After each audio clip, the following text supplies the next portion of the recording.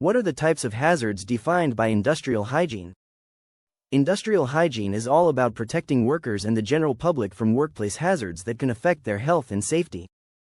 Industrial hygiene classifies hazards into four main categories: chemical, physical, biological, and ergonomic.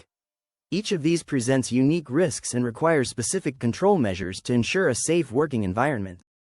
Let's break down each of these hazard types. Chemical hazards. Chemical hazards are perhaps the most commonly recognized in industrial settings. These hazards arise from exposure to harmful substances, including gases, vapors, dust, fumes, and liquids. Workers might encounter chemical hazards in a variety of industries, from manufacturing and construction to agriculture and healthcare.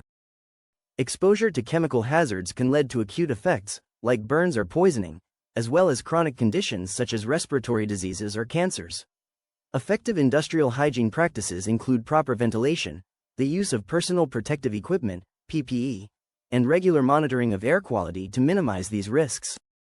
Physical hazards. Physical hazards are environmental factors that can cause harm to workers without necessarily involving physical contact. Common examples include excessive noise, vibration, radiation, both ionizing and non-ionizing, and extreme temperatures. These hazards are particularly concerning because they can lead to long-term health problems.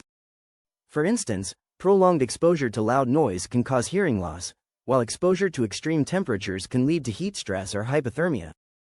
Controlling physical hazards often involves engineering controls, such as soundproofing, shielding from radiation, and providing appropriate PPE like earplugs or thermal clothing. Biological hazards. Biological hazards, or biohazards, are organisms or substances derived from organisms that can pose a threat to human health.